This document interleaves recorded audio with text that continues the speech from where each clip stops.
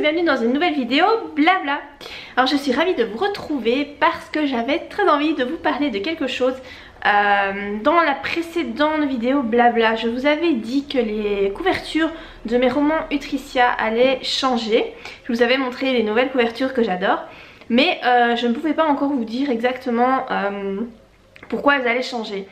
Et en fait ben là voilà, je peux vous en parler puisque l'annonce a été faite officiellement par Rainbow sur leur page Facebook. Donc du coup ben voilà, ce n'est plus un secret. Donc il se trouve que la maison d'édition Rainbow va disparaître en quelque sorte. Elle va être fusionnée avec la maison d'édition Bookmark. Je crois que c'est Bookmark, MXM Bookmark, je pense que c'est ça le nom exact. En fait Rainbow va devenir une collection de cette maison d'édition là. Parce que voilà, l'éditeur a eu pas mal de soucis personnels, etc. Enfin voilà, voilà, ce sont des aléas de la vie qui font que parfois on n'a pas trop le choix, hein. Du coup il a quand même trouvé une solution, ce qui fait que son catalogue de romans ne disparaît pas. Ils vont simplement être intégrés à une nouvelle maison d'édition, mais ils vont rester dans la collection Rainbow. Du coup mes romans seront toujours disponibles, le contenu du roman ne va pas changer, voilà, il y a vraiment juste la couverture qui change et le fait que maintenant ils seront publiés dans la maison d'édition Bookmark et plus Rainbow, même si ça fait toujours partie de la collection, une collection qui s'appellera Rainbow. Donc voilà en fait le pourquoi du comment du changement de ces couvertures, c'est en vue du changement d'éditeur, voilà. Ils ont décidé de changer les couvertures et personnellement moi ça m'arrange bien parce que je trouve qu'elles sont vraiment très bien faites, très bien choisies. Alors je viens également de vous tourner une vidéo sur en fait mon bullet journal du mois de juillet. Bon là vous l'aurez déjà vu quand vous voyez cette vidéo blabla, mais voilà, je suis assez contente de moi. J'ai décidé de faire mon mois de juillet sous le thème des citrons. Voilà, parce que je trouvais que ça faisait été et je ne sais pas, j'avais envie de jaune. Pour le moment je suis dans ma folie jaune, je trouve que le jaune c'est tellement beau. Et donc voilà, si vous voulez voir le Plan With Me complet, il sera de toute façon sur ma chaîne. Alors petit point lecture, donc je suis toujours en train de lire le livre Beloved de Toni Morrison. Donc je vous avais dit dans une précédente vidéo que j'avais beaucoup de mal avec ce roman, que je le trouvais très bizarrement écrit et que... voilà, j'avais vraiment du mal et que j'hésitais à l'arrêter et finalement je ne l'ai pas arrêté. Là j'ai quasiment fini, je suis à 90% de lecture donc j'ai quasiment fini. Et en fait je me suis laissée prendre par l'histoire. Alors là maintenant je trouve que c'est un peu moins... allez, le cafouillage est un peu moins important on va dire. Mais je pense que c'est parce que je me suis habituée en fait à la façon d'écrire de l'auteur et à sa façon de réfléchir pour faire ses phrases, etc. Donc du coup ça va un peu mieux. Mais je trouve que ce roman est extrêmement interpellant et pas forcément facile à lire parce que c'est hyper dur quoi. C'est sur l'esclavage et c'est, même si c'est une fiction, etc. Je trouve que le thème principal du roman, enfin moi en tout cas ça me heurte énormément parce que... j'arrête pas de me demander mais à la place de la maman qu'est-ce que j'aurais fait. Donc en gros, enfin je vous ferai une vidéo de toute façon chronique sur le roman, mais pour vous en toucher deux mots, en gros on suit l'histoire de plusieurs personnages. Mais le personnage central c'est Seth, elle est maman de deux filles et deux garçons et en fait elle a réussi à s'enfuir donc de là où elle était esclave. Donc ça se passe aux États-Unis dans les années 1830-50, un truc comme ça. Et donc elle a réussi à s'enfuir avec tous ses enfants. En fait elle a réussi à rejoindre l'endroit où les nègres, hein, c'est péjoratif mais bon voilà c'est le terme du livre, sont libres. Mais le truc c'est que 4 semaines après être arrivée à cet endroit là, les blancs à qui elle appartient ainsi que ses enfants la retrouvent et veulent venir la rechercher elle et ses enfants. Du coup elle est tellement désespérée, enfin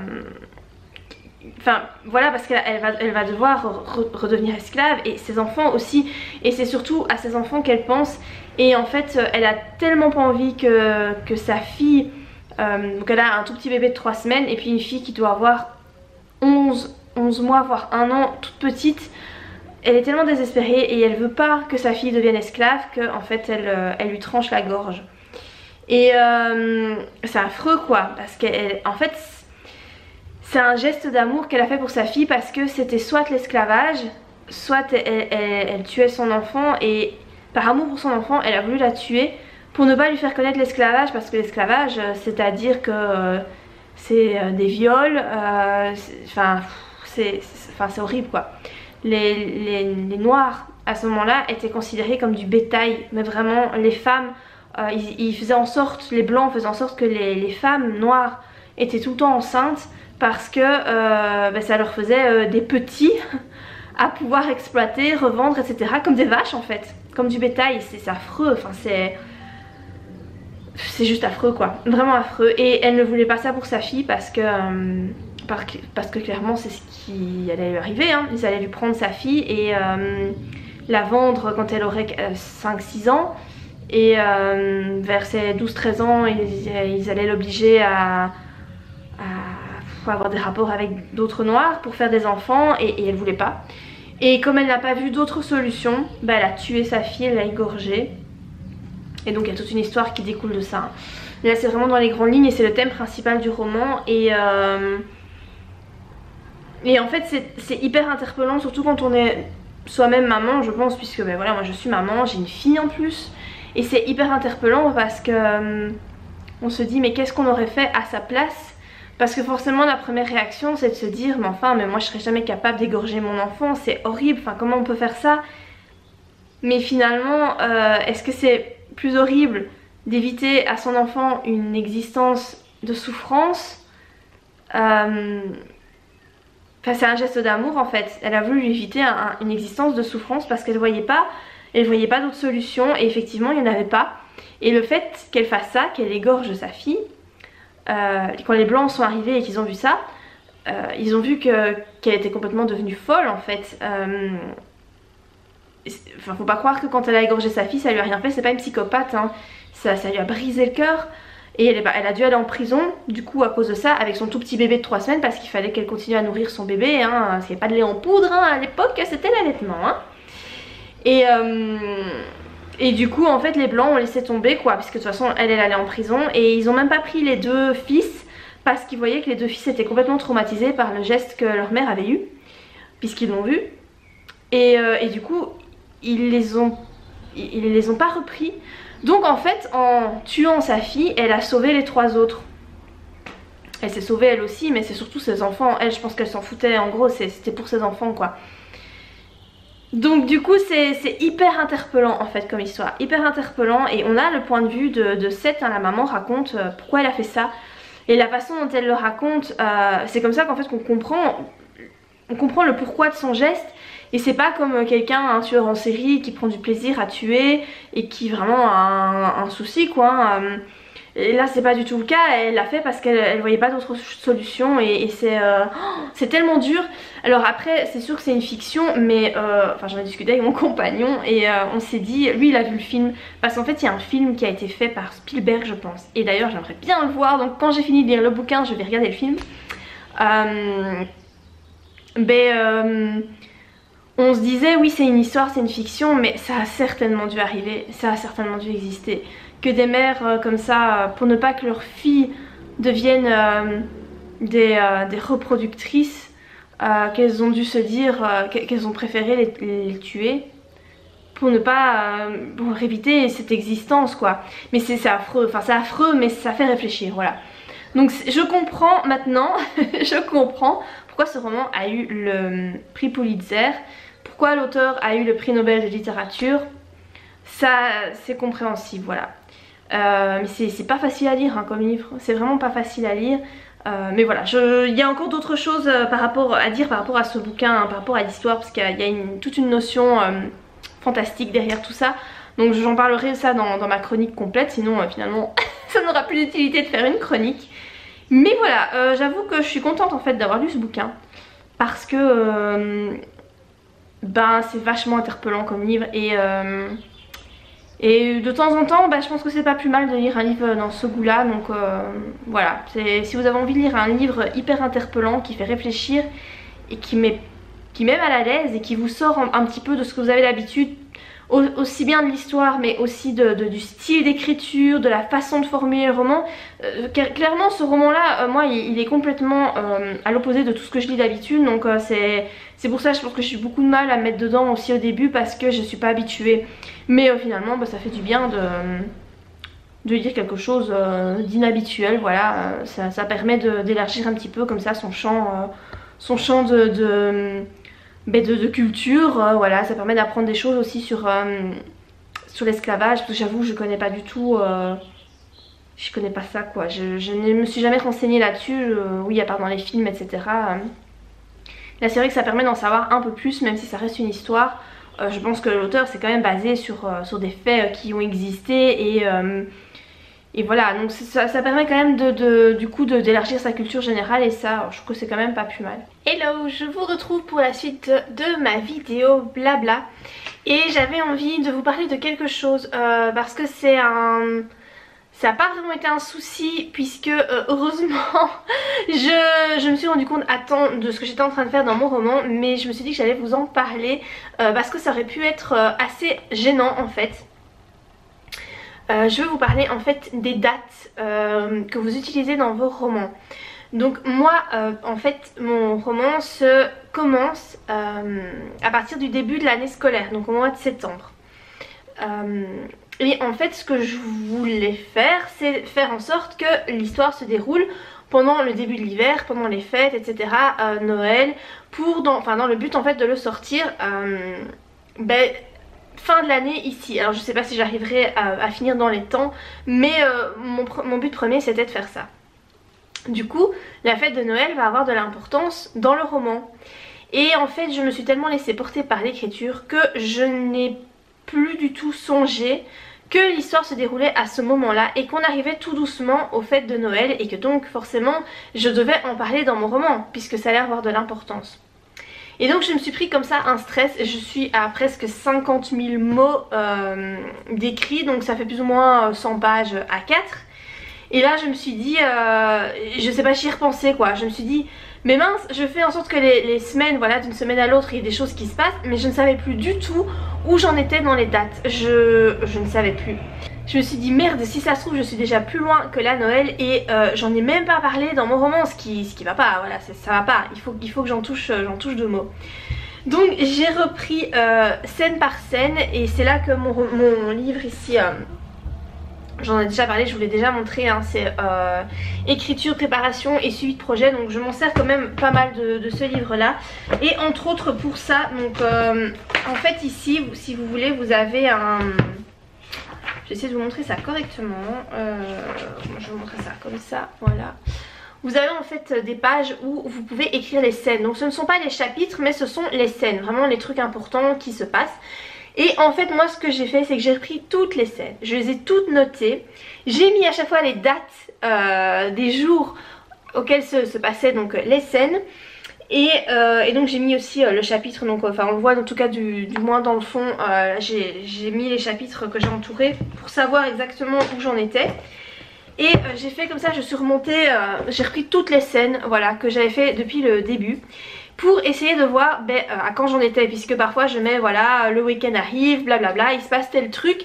Donc ça veut dire que si j'ai pu écrire, enfin si l'histoire, le chapitre d'avant se terminait un samedi, qui recommence un vendredi soir, il fallait que je fasse plus 6 jours.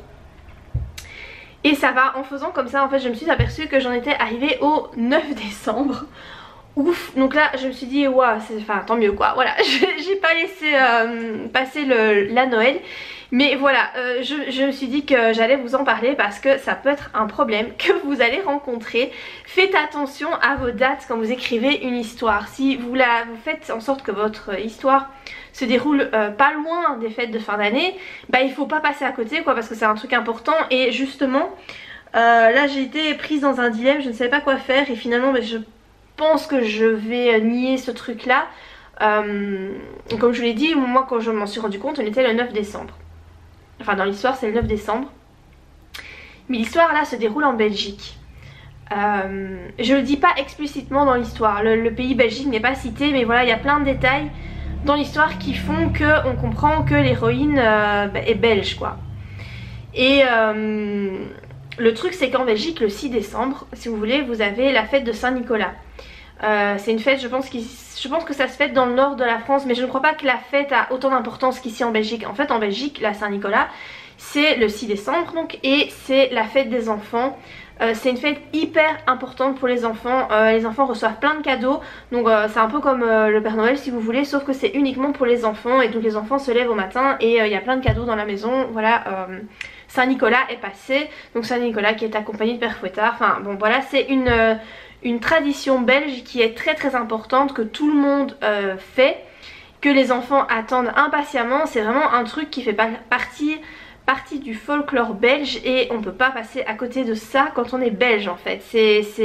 Voilà, c'est limite plus important que Noël au point de vue des cadeaux pour les enfants.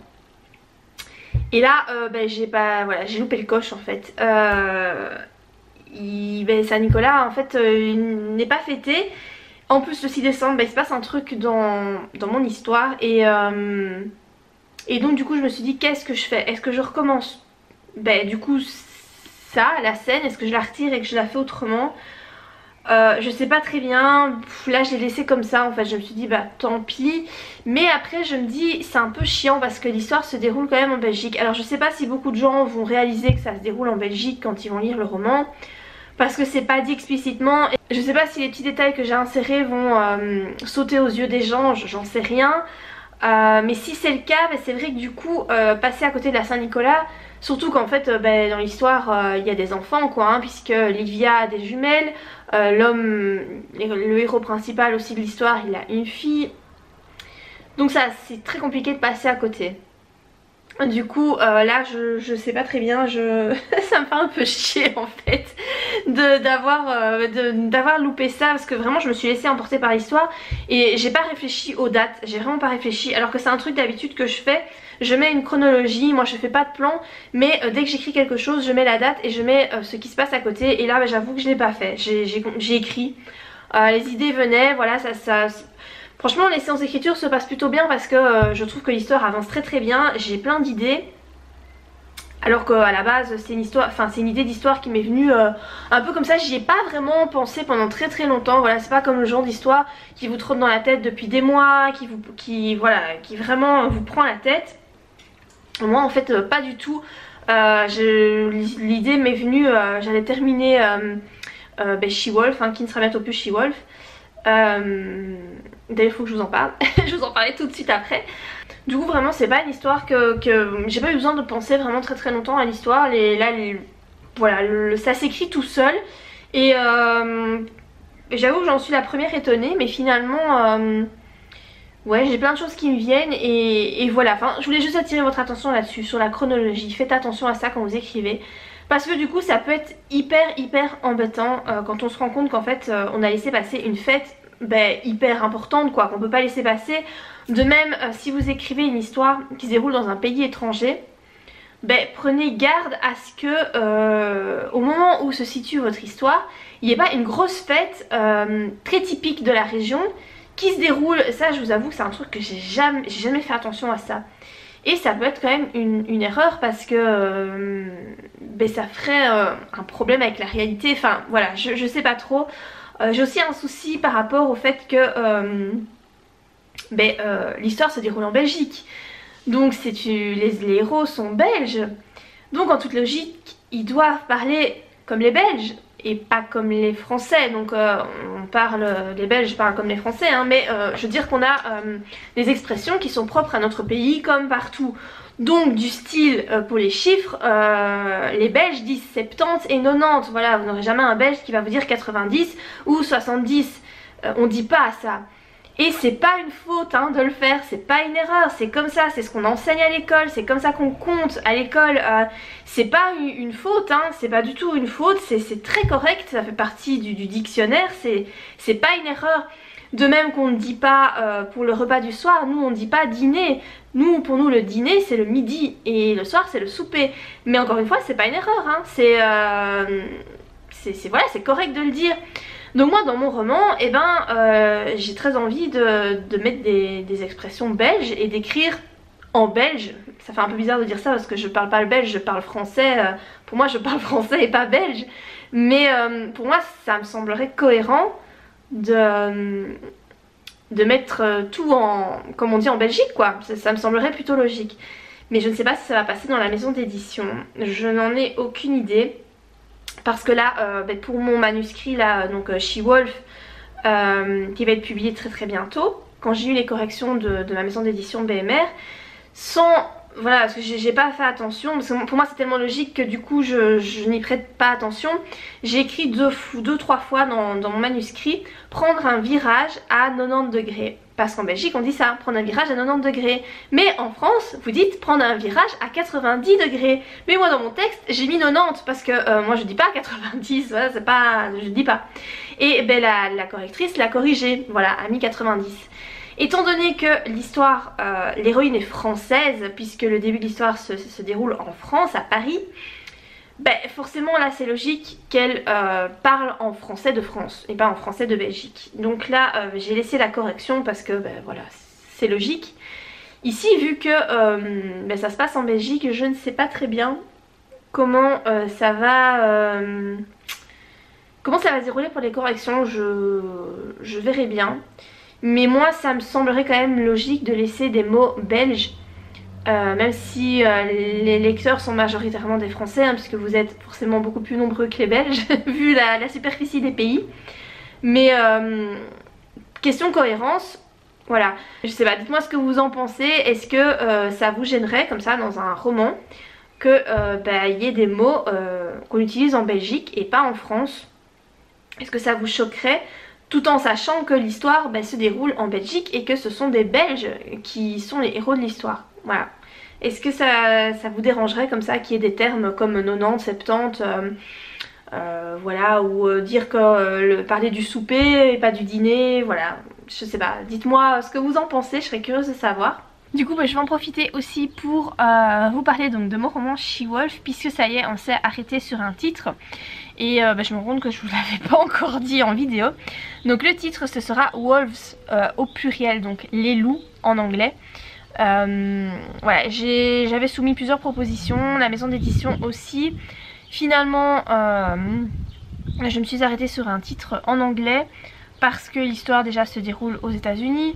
Donc c'était logique. Le titre original, She-Wolf, ça veut dire louve en anglais, wolves, voilà, ça reste les loups en anglais, donc ça reste assez cohérent avec le titre que j'avais choisi à la base. Ça reste un titre simple, court, qui est un peu abstrait, voilà, parce qu'on ne sait pas trop dire ce qui va se passer dans l'histoire. En plus, souvent pour la romance du type New Adult, ce sont souvent des titres en anglais, ça fonctionne très bien, donc voilà, c'est quelque chose qui me semblait assez pertinent. C'est le premier roman que j'écris qui a un titre en anglais. Tous mes autres romans ont des titres en français. Ici pour le roman que j'écris sur les pervers narcissiques, le titre sera en français, c'est sûr. Je sais pas encore ce que ce sera comme titre, mais il sera en français, ça c'est clair. Mais donc voilà, ici le titre sera en anglais. Voilà, moi je trouve bien, enfin ça reste cohérent quoi. Voilà, ça reste cohérent avec l'histoire.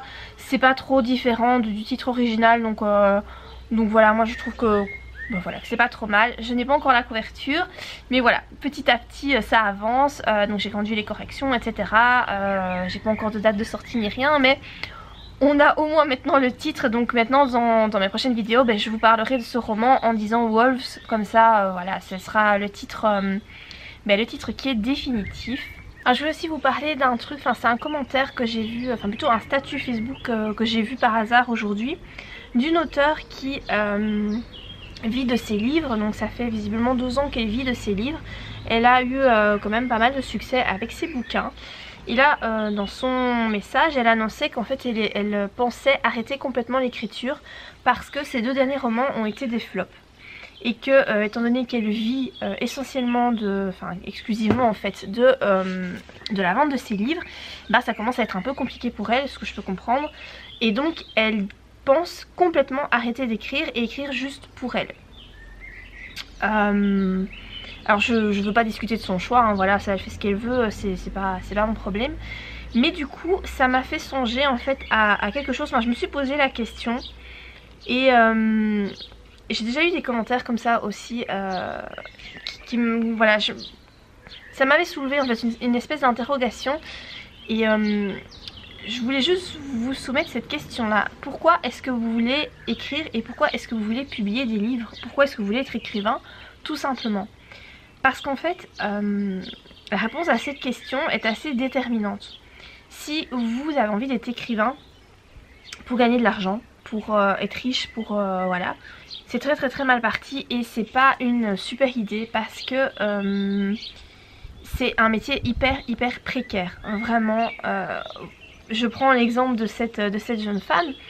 Elle a eu visiblement suffisamment de succès pour gagner beaucoup d'argent, enfin en tout cas suffisamment, qui lui a permis de vivre de ça. C'est déjà hyper bien, c'est rare et tant mieux, c'est cool pour elle. Mais je ne sais pas comment ça se fait, mais voilà, on va dire que le soufflet est retombé et du coup maintenant elle vend plus, je ne sais pas pourquoi, mais elle ne vend plus et donc du coup financièrement elle ne s'en sort pas.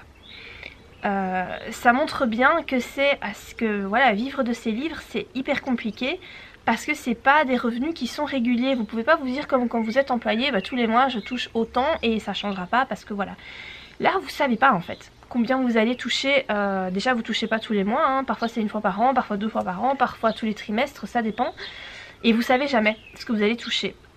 Donc écrire, si votre motivation première c'est l'argent, c'est vraiment une super mauvaise idée. Alors je ne sais pas quelle était la motivation de cette jeune femme, mais le fait comme ça d'être déçu, alors je comprends qu'on peut être déçu, hein, voilà, quand on a eu du succès et puis que d'un coup on voit que ça marche plus, on se demande pourquoi.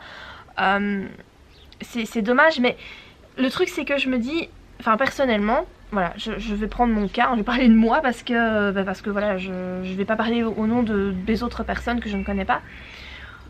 Personnellement je n'écris pas du tout pour l'argent.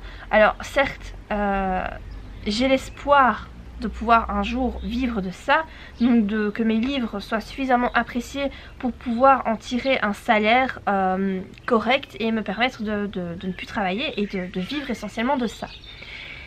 J'aimerais bien, oui, mais c'est pas la motivation première et si je n'y arrive pas, c'est pas pour ça que je vais arrêter d'écrire, absolument pas. Si j'ai des livres qui se sont beaucoup mieux vendus que d'autres, j'ai des livres qui se sont vraiment... quand je vois par exemple Attise-moi si tu peux, c'est le livre qui a été le plus vendu. Je sais plus du tout les chiffres en fait. Mais il a été certainement plus de 3 fois plus vendu que Désire-moi si tu peux. Voilà. À côté d'Attise-moi si tu peux, Désire-moi si tu peux n'a pas fonctionné, si on peut le voir comme ça. Pareil pour ma romance de Noël, la petite romance, le petit roman Séduisante Arrogance. Celui-là, il s'est vendu, oui, mais beaucoup moins qu'Attise-moi si tu peux, alors qu'il est sorti après. Là pour Wolves qui va sortir, je ne sais pas du tout quel sera son succès, je ne sais pas combien je vais en vendre. Si j'en vends moins qu'Attise-moi si tu peux, mais c'est pas grave. C'est pas pour ça que je vais arrêter d'écrire. Il faut vraiment se positionner et se demander mais pourquoi est-ce que j'écris? Qu'est-ce que ça m'apporte? Qu'est-ce que si je ne vends pas mes livres, qu'est-ce que ça va me faire en fait? Alors certes c'est pas gai, forcément on préfère se dire ouais j'ai vendu des milliers de livres, c'est cool et tout, on est content de voir que ça plaît, que voilà qu'on reçoit des commentaires et tout. Mais personnellement c'est pas ça qui va déterminer est-ce que je vais continuer à écrire ou pas. Je pense que vraiment, c'est je pense là qu'on voit en fait les écrivains qui durent dans le temps si vous voulez, qui à un moment donné finissent par percer et finissent par vivre de ça. Je pense que c'est la détermination. Au début, même s'ils vendent pas beaucoup, je pense qu'ils arrivent à passer au-dessus en fait. Et se dire bah voilà, j'ai peut-être vendu 500 livres, bah je suis quand même content avec ça, c'est pas grave, je serai peut-être mieux au prochain, de toute façon je continue parce que j'aime ça. Donc demandez-vous vraiment pourquoi est-ce que vous avez envie d'écrire, quelle est votre motivation et comment vous allez réagir si jamais vous vous rendez compte que vos livres se vendent pas ou que les premiers vont se vendre et puis que les romans qui vont suivre, bah ils vont moins se vendre parce que c'est comme ça. Le succès c'est comme pour tout en fait, hein, tout ce qui est métier artistique, chanteur, film, enfin cinéma, tout ça, parfois il y a des films qui fonctionnent très bien et puis les suivants c'est vraiment des flops et pourquoi je sais pas mais voilà c'est comme ça. Et je pense qu'il faut vraiment se poser cette question-là. Personnellement, voilà, moi la question de l'argent, c'est pas ça qui est déterminante en fait.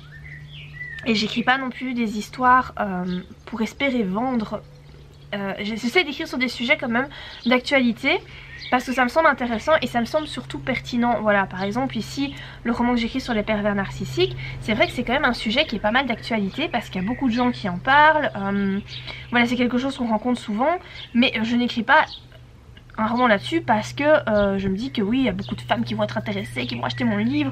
Non, je l'écris simplement parce que c'est un sujet qui m'intéresse, parce que je connais quelqu'un qui en a été victime, parce que je trouve qu'il faut dénoncer ça, parce que voilà, c'est un comportement qu'on retrouve quand même souvent et voilà, j'ai simplement envie de dénoncer ça et peut-être d'aider les femmes qui sont dans ces situations-là, puisque là c'est vraiment plus adressé aux femmes qu'aux hommes, même si les hommes peuvent être aussi victimes de perverses narcissiques. Vraiment, la démarche c'est de les aider à retrouver confiance en elles et de leur montrer que c'est possible de s'en sortir même si on a été victime de ce type de personnes. Même si ça reste une histoire fictive que j'écris.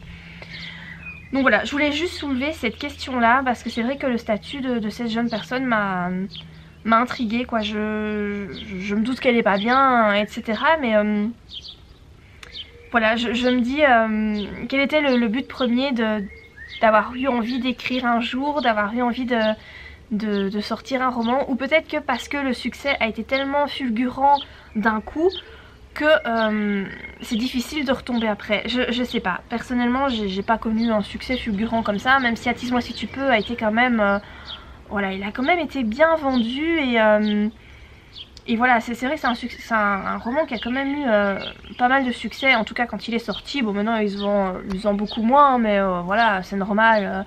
Il est sorti en 2016, on est en 2019, donc 3 ans plus tard. C'est normal que le roman se vende moins. Mais voilà, moi je me suis posé la question, je me suis dit, et si quand je vais sortir She-Wolf, il y a quasiment personne qui l'achète, comment je vais réagir? C'est pas ça qui va m'empêcher de continuer en fait, absolument pas. Je serais peut-être un peu déçue, mais bon, c'est pas ça qui va m'empêcher de continuer. Voilà, donc je me dis que ça peut être pas mal de se poser quand même la question, de se demander quelles sont vos motivations. Et en tout cas de vous dire que si vous espérez être riche avec vos livres et que c'est vraiment votre motivation, j'ai envie de vous dire laissez tomber quoi. Laissez tomber parce que c'est trop casse-gueule et vous allez vous prendre des claques et voilà, c'est pas un bon motif je pense pour écrire. Après chacun fait comme il veut hein, mais je trouve que ça se sent. Quand vous avez des auteurs comme ça qui écrivent uniquement pour l'appât du gain, je trouve que ça se sent. Je l'ai remarqué très fort avec Terry Goodkind qui est mon auteur préféré hein. Pourtant c'est un auteur que je vénère vraiment. Je l'ai ressenti vraiment dans ses romans, dans l'épée de vérité. Jusqu'au 11e tome, je trouvais que l'histoire était géniale. Le style d'écriture, même s'il a évolué forcément, était super. Vraiment c'était top quoi. Vraiment génial. Et je pense que le 11e tome aurait dû être le tout dernier. Moi je pensais que ça allait être fini là quoi. Parce que ça me semblait logique. Et en fait il a encore écrit 5 tomes après. Et je suis certaine qu'il l'a fait parce qu'il a eu la pression de la maison d'édition, parce qu'il vendait tellement ses livres, je suis sûre que c'est pour ça qu'il l'a fait. Ça se ressent trop dans l'écriture. Alors l'histoire est bien et tout, voilà, c'est pas ça, l'histoire est bien, mais je sais pas. Je trouve que ça se sent, et moi ça m'a beaucoup dérangée parce que, ouais, je sais pas. J'ai trouvé que ça se sentait, c'est comme c'est souvent en fait, je pense, quand on fait des suites, que ça se sent. Et d'ailleurs, l'auteur dont je vous parlais, là, la jeune femme, elle a fait des flops avec les suites de ses livres. Il y a un moment, je pense que l'histoire doit se terminer, et même si les lecteurs ou les lectrices font pression sur l'auteur pour sortir une suite, en tant qu'auteur, si on le sent pas, si pour nous l'histoire elle est finie et c'est tout, elle est finie, point barre, je pense qu'il faut pas insister et essayer de créer encore du contenu alors que dans notre tête c'est clôturé. Je pense que c'est souvent, ça se voit même dans les films, je trouve. Quand une histoire est censée être finie, elle est censée être finie, point, faut passer à autre chose. Quand on essaye de faire du réchauffé et de continuer malgré tout, je trouve que c'est pas bon. Voilà, je trouve que c'est pas top. Ouais, enfin bon, moi c'est en tout cas ce que je pense, c'est mon ressenti à moi. N'hésitez pas à me dire en commentaire ce que vous pensez de la question. Voilà, si vous êtes du même avis que moi ou si... voilà, je sais pas, n'hésitez pas à interagir en tout cas sous cette vidéo. Je pense que je vais l'arrêter là. D'ailleurs, la vidéo, j'espère qu'elle vous aura plu. Si c'est le cas, bah, comme d'habitude, n'oubliez pas de la liker. Et moi je vous dis à très bientôt pour de prochaines vidéos. Bye!